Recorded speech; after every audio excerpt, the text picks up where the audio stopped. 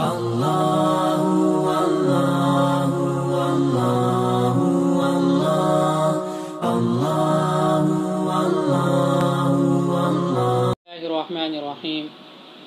الحمد لله رب العالمين والصلاة والسلام على سيد الأنبياء والمرسلين وعلى آله وأصحابه أجمعين. قال الله تبارك وتعالى في القرآن المجيد: أعوذ بالله من الشيطان الرجيم. بسم الله الرحمن الرحيم. إنا أنزلناه في ليلة القدر وما أدراك ما ليلة القدر ليلة القدر خير من ألف شهر. صدق اللہ العظیم. محترم حضرات، رمضان المبارک کا مہینہ چل رہا ہے اور اس کی کچھ ساعتیں ہی اب باقی رہ گئی ہیں. اس لیے مناسب معلوم ہوتا ہے کہ شب قدر کے اوپر تھوڑی سی گفتگو آپ حضرات کے سامنے کر لی جائے. قرآن کریم میں اللہ تعالیٰ نے ایک پوری صورت شب قدر کے تعلق سے نازل فرمائی ہے، جو میں نے ابھی آپ کے سامنے جس کی کچھ آیتیں میں نے تلاوت کی ہیں. اس صورت کے اندر اللہ تعالیٰ نے شب قدر کی فضیلت اور اس کی عظمت کو بیان کیا ہے اور فرمایا ہے کہ اس قرآن کریم کو ہم نے شب قدر کے اندر آسمان دنیا کے اوپر نازل فرمایا. یہاں یہ بات سمجھنی چاہیے کہ قرآن کریم کا نزول وہ 2 مرتبہ ہوا ہے. قرآن کریم کو 2 مرتبہ نازل کیا گیا ہے. ایک مرتبہ لوح محفوظ سے آسمان دنیا کے اوپر شب قدر کے اندر ایک ساتھ اللہ تعالیٰ نے قرآن کریم کو نازل کر دیا. پھر اس کے بعد آسمان دنیا سے رفتہ رفتہ 23 سال کے عرصے میں تقریباً حضرت جبرائیل علیہ السلام حضور صلی اللہ علیہ وسلم کے اوپر قرآن کریم کو لے کر آتے رہے اور اس کو نازل کرتے رہے. جس طرح کے حالات اور واقعات پیش آتے تھے اس کے مطابق سے چند آیتیں یا سورت نازل ہو جایا کرتی تھی. تو اس سے اس رات کی فضیلت کے بارے میں پتہ چلتا ہے کہ اللہ تعالیٰ نے اس رات کو منتخب فرمایا کہ اپنے قرآن کو، اپنے کلام کو اللہ تعالیٰ نے لوح محفوظ سے آسمان دنیا کے اوپر ایک بار ہی نازل فرما دیا. دوسرے جو اس صورت کے اندر شب قدر کی فضیلت کو بیان کیا گیا ہے وہ یہ ہے کہ اللہ تعالیٰ نے ارشاد فرمایا لیلۃ القدر خیر من الف شہر، کہ شب قدر وہ 1000 مہینوں سے بہتر ہے. 1000 مہینوں کا اگر انسان حساب لگائے تو 83 سال اور 4 مہینے بیٹھتے ہیں. یعنی اس کا مطلب یہ ہوا کہ اگر کسی انسان نے شب قدر کے اندر عبادت کر لی تو اس کو 83 سال اور 4 مہینے کی عبادت کا ثواب ملے گا. ظاہر سی بات ہے کہ یہ بہت بڑی فضیلت ہے جو اللہ تعالیٰ نے اس امت محمدیہ کو عطا فرمائی ہے. حدیث کے اندر آتا ہے کہ ایک مرتبہ حضور صلی اللہ علیہ وسلم نے بنی اسرائیل کے کچھ لوگوں کا ذکر فرمایا جن کے بارے میں حضور صلی اللہ علیہ وسلم نے ارشاد فرمایا کہ بنی اسرائیل کے اندر کچھ ایسے لوگ اور ایسے حضرات گزرے ہیں کہ جنہوں نے 500 سال تک عبادتیں کی ہیں. تو جو صحابہ کرام اس وقت موجود تھے ان کو بڑا رشک آیا اور ان لوگوں کو حسرت ہوئی کہ اور انہوں نے حضور صلی اللہ علیہ وسلم سے اپنی اس حسرت کا ذکر بھی فرمایا اور فرمایا کہ ہم لوگ ان لوگوں کے درجے تک کیسے پہنچ سکتے ہیں. ظاہر سی بات ہے کہ جو آدمی کئی سو سال تک عبادت کرتا رہے، اللہ تعالیٰ کی عبادت میں مشغول رکھے اپنے آپ کو اور اللہ تعالیٰ کی نافرمانی سے اور گناہوں میں پڑنے سے اپنے آپ کو محفوظ رکھے، تو ظاہر سی بات ہے کہ اس کا مرتبہ اللہ تعالیٰ کے یہاں کیا ہوگا اس کا کوئی اندازہ بھی نہیں لگا سکتا. تو صحابہ کرام نے عرض کیا کہ ہماری عمریں تو اب اتنی رہی نہیں. ہم لوگوں کی جو عمر ہے عام طور پر بہت سے بہت ہوا تو 80 سال 90 سال یا زیادہ سے زیادہ 100 سال تک ہم لوگ پہنچ پاتے ہیں. دنیا کی عمر ختم ہو چکی ہے اور تقریباً وہ بالکل آخری اپنے پڑاؤ پر ہے. اس حالت میں لوگوں کی عمریں بھی کم ہو گئی ہیں. پہلے زمانے کی طرح لوگوں کی عمریں اب زیادہ نہیں رہیں. تو ظاہر سی بات ہے کہ جس آدمی نے کئی سو سال تک عبادت کی ہو ہم اس کے مرتبے تک نہیں پہنچ سکتے. تو یہ تو ہمارے ساتھ ناانصافی ہے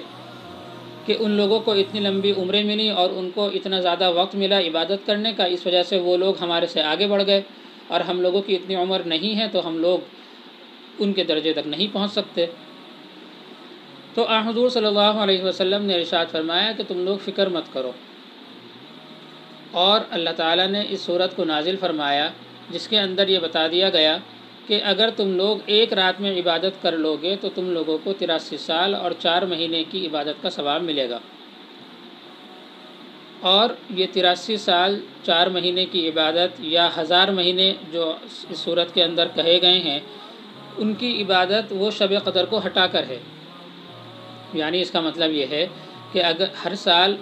اگر انسان کو شب قدر ملتی رہے تو اس شب قدر کو ہٹا کر 83 سال اور 4 مہینے کا آپ حساب لگا لیں۔ تو یعنی اگر مثال کے طور پر انسان کو 4 شب قدر اپنی زندگی کے اندر مل گئیں تو اس کو 4000 مہینوں کا ثواب ملے گا۔ ایسے ہی کسی انسان کو 20,000 اگر 20 شب قدر مل جاتی ہیں تو آپ اس کا حساب لگا لیں کہ اس کو 20,000 کا ثواب مل گیا۔ اسی طریقے سے آدمی حساب لگا سکتا ہے۔ شب قدر کے اندر کچھ ایسے اعمال ہیں جو مسنون ہیں جن کا کرنا سنت سے ثابت ہے، حدیث سے ثابت ہے، جیسا کہ قیام ہے۔ یعنی شب قدر کے اندر آدمی زیادہ سے زیادہ نوافل کے اندر اپنے آپ کو مشغول رکھے۔ حضور صلی اللہ علیہ وسلم نے ارشاد فرمایا کہ رمضان کے اندر جو آدمی مومن ہونے کی حالت میں اور ثواب کی امید کرتے ہوئے نوافل کا اہتمام کرے، نماز کا اہتمام کرے اور راتوں میں نماز پڑھے تو اللہ تعالیٰ اس کے گناہوں کو معاف فرما دیتے ہیں۔ تو یہ ثابت ہوتا ہے کہ شب قدر کے اندر، چونکہ شب قدر بھی وہ رمضان کے اندر ہی آتی ہے، تو اس وجہ سے رمضان اگر شب قدر کے اندر جو ہے انسان کو وہ نوافل کا اہتمام کرنا چاہیے۔ ایسے ہی ایک دوسری چیز جو انسان کو اس شب قدر کے اندر کرنی چاہیے وہ دعا کا اہتمام ہے۔ حدیث کے اندر آتا ہے کہ آپ صلی اللہ علیہ وسلم نے ارشاد فرمایا کہ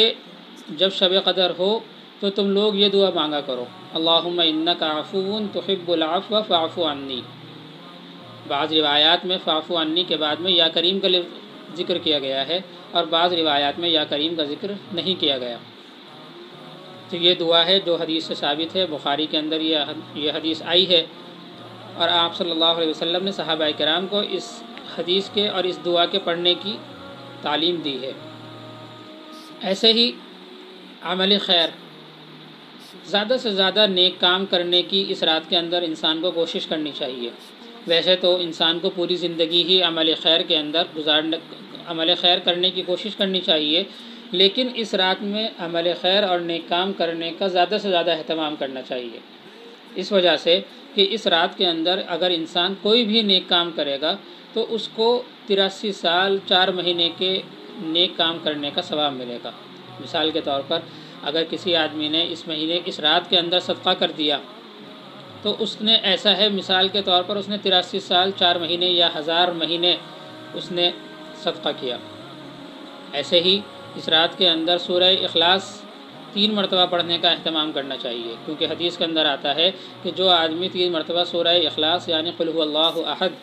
وہ 3 مرتبہ پڑھتا ہے تو اس کو ایک قرآن کے پڑھنے کا، یا بعض روایات میں آتا ہے کہ ثلث قرآن، تہائی قرآن کے پڑھنے کا ثواب ملتا ہے۔ تو ظاہر سی بات ہے کہ اگر آدمی اس رات میں وہ 3 مرتبہ سورہ اخلاص پڑھ لے تو اس کو آپ تصور کریں کہ 1000 گنا زیادہ، 1000 مہینوں کے برابر اس کو ثواب اس کا مل جائے گا۔ کہ مثال یہ سمجھا جائے گا کہ اس نے 1000 مہینے تک یہ قرآن کو پڑھا، اس کی تلاوت کی۔ تو یہ کچھ اعمال ہیں جو چھوٹے چھوٹے سے اعمال ہیں، لیکن اگر ان کو کر لیا جائے تو ان کا ثواب بہت زیادہ ہے۔ اور اسی صورت کے اندر آگے اللہ تعالیٰ نے ارشاد فرمایا کہ حضرت جبرائیل اور فرشتے اس رات کے اندر اللہ تعالیٰ ان کو نازل فرماتا ہے اور وہ آسمان سے دنیا میں اندر نزول فرماتے ہیں، اور وہ ہر بھلائی کے کام، من کل امر یعنی ہر بھلائی کے کام کو لے کر وہ لوگ اس دنیا کے اندر آتے ہیں۔ آگے ارشاد فرمایا گیا کہ سلام ہی حتی مطلع الفجر، کہ یہ رات سراپا سلام ہے، سلامتی ہے کیونکہ اس رات کے اندر کوئی شر نہیں، کسی کو تکلیف پہنچانا نہیں، اور عذاب وغیرہ اس رات میں نہیں ہوتا۔ اور جو فرشتے اللہ تعالیٰ نازل فرماتے ہیں، حضرت جبرائیل علیہ السلام ان کی قیادت کر رہے ہوتے ہیں، ان کی سرداری کر رہے ہوتے ہیں، وہ آتے ہیں، اور آنے کے بعد میں جو بھی انسان، چاہے وہ لیٹا ہوا ہو، چاہے وہ بیٹھا ہوا ہو، چاہے وہ کھڑا ہوا ہو، کسی بھی حالت میں وہ ذکر اللہ کے اندر مشغول ہے، نماز کے اندر مشغول ہے، قرآن کی تلاوت کے اندر مشغول ہے، تو اس کے پاس ٹھہرتے ہیں اور اس کے لیے مغفرت کی دعا کرتے ہیں۔ تو اس سے معلوم ہوا کہ یہ آیت، یہ رات، یہ سلامتی کی رات ہے کہ جب آپ کے لیے فرشتے اور حضرت جبرائیل علیہ السلام مغفرت کی دعا کر رہے ہیں۔ پھر آگے فرمایا گیا کہ یہ حتی مطلع الفجر، کہ یہ رات فجر تک باقی رہتی ہے، یعنی مغرب سے یہ رات شروع ہو جاتی ہے، اور اس کی فضیلت اور اس کی عظمت شروع ہو جاتی ہے، اور یہ فضیلت، یہ عظمت اور یہ سلسلہ مغفرت کا ہو، ثواب دینے کا ہو، یہ سلسلہ فجر کی اذان تک، فجر کے وقت تک باقی رہتا ہے۔ تو لہذا ضرورت اس بات کی ہے کہ ہم لوگ اس رات کی قدر کریں۔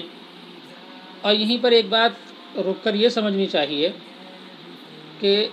یہ رات شروع میں جب اللہ تعالیٰ نے اس رات کے فضیلت کو بتایا تو اس وقت یہ رات متعین تھی۔ اس رات کے بارے میں حضور صلی اللہ علیہ وسلم کو تعیین کے ساتھ اور متعین طور پر بتا دیا گیا تھا کہ فلاں رات رمضان کی وہ شب قدر ہے۔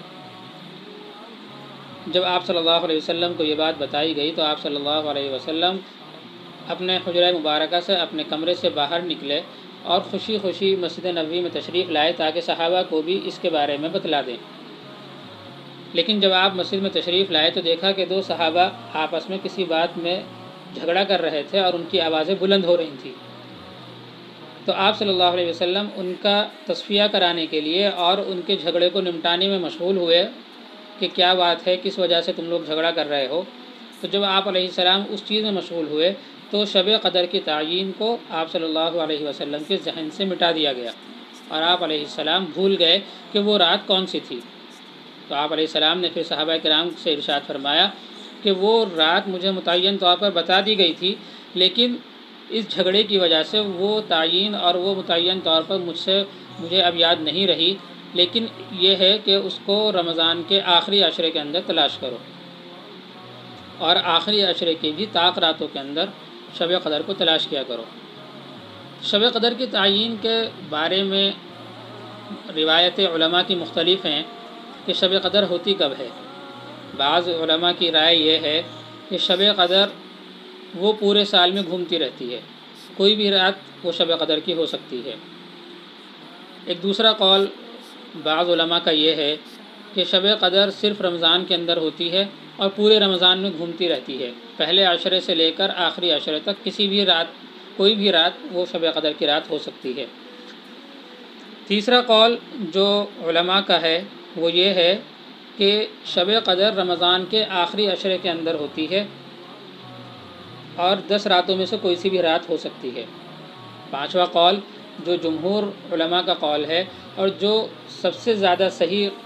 رائے ہے وہ یہ ہے کہ شب قدر رمضان کے آخری عشرے کے اندر ہوتی ہے اور آخری عشرے کی بھی طاق راتوں کے اندر، یعنی 21، 23، 25، 27، 29، یہ 5 راتوں میں سے کوئی رات شب قدر کی رات ہو سکتی ہے، جیسا کہ اس حدیث کے اندر بھی میں نے جو حدیث میں نے ابھی آپ کے سامنے پڑھی ہے اس کے اندر بھی بیان کیا گیا۔ تو لہذا اب اگر کوئی یہ سوال کرنے لگے کہ بھائی شب قدر کو متعین طور پر کیوں نہیں بتایا گیا تاکہ انسان جو ہے اس کے اندر عبادت کر لیا کرتا، تو اس کا جواب یہ ہے کہ شب قدر کو متعین طور پر اس لیے نہیں بتایا گیا کیونکہ اس میں مسلمانوں کا اور اس امت محمدیہ کا فائدہ ہے۔ کیونکہ اگر شب قدر کو متعین طور پر بتا دیا جاتا کہ فلاں رات رمضان کی وہ شب قدر ہے تو اس صورت میں انسان اس رات میں عبادت کرتا اور اس کے علاوہ دوسری راتوں میں آرام سے سو جایا کرتا اور عبادت نہ کرتا کہ بھئی میں نے تو شب قدر میں عبادت کر لی، 83 سال کا مجھے ثواب مل گیا، اب دوسری راتوں کے اندر عبادت کرنے کی کیا ضرورت۔ تو اسی وجہ سے اس کو متعین طور پر نہیں بتایا گیا بلکہ اس کو پوشیدہ رکھا گیا کہ انسان ہر طاق رات کے اندر عبادت کرے تاکہ اس کو اور زیادہ ثواب ملے۔ کہ اگر اس کو جب وہ عبادت کرے گا تو شب قدر تو اس کو ملے گی ہی، اس کے علاوہ 4 راتیں اور ہیں جن کے اندر وہ عبادت کرے۔ اور زیادہ بہتر تو یہ ہے کہ رمضان کا پورا مہینہ ہی عبادت کے لیے ہے، انسان اپنے آپ کو عبادت کے لیے خاص کر لے، اور آخری عشرہ یہ تو صرف اور صرف عبادت کے لیے انسان کو خاص کر لینا چاہیے۔ اپنی تمام ضروریات سے انسان رمضان سے پہلے فارغ ہو جائے اور رمضان کے اندر اپنے آپ کو صرف عبادت کے لیے خاص کر لے۔ حدیث میں آتا ہے کہ جب رمضان کا مہینہ آتا اور خاص طور سے جب آخری عشرہ ہوتا تو آپ علیہ السلام اپنے ازار بند کو، اپنے کمر بند اور اپنے تہمت کو باندھ لیا کرتے تھے۔ یہ ایک کہاوت ہے جو کہا جاتا ہے کہ بھائی اس نے جو ہے جیسے ہمارے یہاں کہتے ہیں کہ اس نے اپنی آستینیں اوپر کر لی، کہ یعنی آستینیں اوپر کرنے کا مطلب ہوتا ہے کہ انسان کسی کام کے لیے اب پوری طریقے سے تیار ہو گیا کہ بھائی میں نے آستینیں اوپر کر لی ہیں، اب میں اس کام کو کر کے رہوں گا اور توجہ کے ساتھ یہ کام مجھے کرنا ہے۔ تو یہی عرب کا محاورہ ہے کہ تہمت کو باندھ لینا، کمر بند باندھ لینا اور اپنی پنڈلیوں سے تہمت کو اوپر کر لینا، یہ سب محاورے ہیں جو اس بات کی طرف دلالت کرتے ہیں، اشارہ کرتے ہیں کہ انسان اب اس کام کے اندر منہمک ہو جائے گا اور پوری توجہ کے ساتھ اس کام کے اندر لگ جائے گا۔ تو آپ علیہ السلام رمضان کے اندر پوری توجہ کے ساتھ اور انہماک کے ساتھ میں صرف عبادت کے لیے اپنے آپ کو خاص کر لیا کرتے تھے، اور آخری عشرے کے اندر اعتکاف فرمایا کرتے تھے۔ چونکہ آج کل کے جو حالات چل رہے ہیں تو اس میں مردوں کے لیے اعتکاف کرنے کا کوئی موقع نہیں ہے، اس وجہ سے کہ اعتکاف مردوں کے لیے وہ صرف مسجد کے اندر سنت ہے۔ یہاں یہ بات بھی سمجھنی چاہیے کہ اعتکاف کرنا مردوں کے لیے وہ مسجد میں سنت ہے، گھر کے اندر مرد اعتکاف نہیں کریں گے۔ گھروں میں عورتوں کے لیے اعتکاف کرنا سنت ہے، اور اعتکاف کرنے کا طریقہ یہ ہے کہ عورت اپنے گھر کے اندر کسی کمرے کو یا کمرے کے اندر کوئی حصہ مخصوص کر لے اور اسی کے اندر رہے، اور اس کے باہر ایک پردہ ٹانگ لے، اور جب اس کو کوئی بہت زیادہ ضرورت ہو اسی وقت اس حصے سے باہر نکلے، ورنہ اس کمرے کے اندر موجود رہے، اپنے آپ کو عبادت کے لیے خاص کر لے، اور جو گھر کی ضروریات ہیں ان کے میں بھی وہ شریک ہو سکتی ہے اگر گھر کے اندر کوئی اور کام کرنے والا نہ ہو۔ مثال کے طور پر کھانا پکانا ہے یا سلائی کرنی ہے یا کوئی اور کام ہے کہ گھر کے اندر کوئی اور موجود نہیں ہے تو عورت یہ کام کر سکتی ہے، لیکن اگر گھر میں کوئی اور موجود ہو جو یہ کام کر سکتا ہو تو بہتر یہ ہے کہ عورت ان چیزوں سے اپنے آپ کو محفوظ رکھے اور ان چیزوں کے اندر مشغول نہ ہو۔ اسی کے ساتھ ایک بات یہ بھی دھیان رکھیں کہ چونکہ آخری عشرہ چل رہا ہے تو اس میں ایک دعا ہے جو آپ صلی اللہ علیہ وسلم نے اپنی امت کو ارشاد فرمائی ہے کہ اس آخری عشرے کے اندر لوگ اور مسلمانوں کو چاہیے کہ وہ اس دعا کا خاص طور سے اہتمام کریں۔ وہ دعا ہے اللہم اجرنی من النار۔ یہ دعا ہے، اس کا مطلب ہے کہ اے اللہ مجھے جہنم سے آزادی نصیب فرما۔ یہ دعا بھی انسان کر سکتا ہے۔ اسی کے علاوہ اللہم اعتق رقابنا من النار وادخلنا الجنۃ یا رب العالمین، یہ دعا بھی انسان کو کرنی چاہیے کہ اے اللہ ہماری گردنوں کو اور ہماری ذات کو جہنم سے آزادی نصیب فرما، وادخلنا الجنۃ یا رب العالمین، اور ہمیں جنت کے اندر اے رب ہمیں داخل فرما۔ اور اسی کے ساتھ ساتھ کلمہ شہادت کا ورد کرنا بھی انسان کے لیے ضروری ہے اور اس کو کرنا چاہیے اس مہینے کے اندر خاص طور سے، اور جہنم سے آزادی اور جنت کے اندر دخول،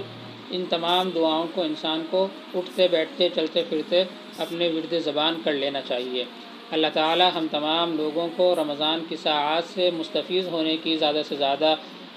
موقع عطا فرمائے، اور ہماری عبادتوں کو، ہمارے نیک اعمال کو اللہ تعالی قبول و مقبول فرمائے۔ آمین۔ وآخر دعوانا ان الحمد للہ رب العالمین۔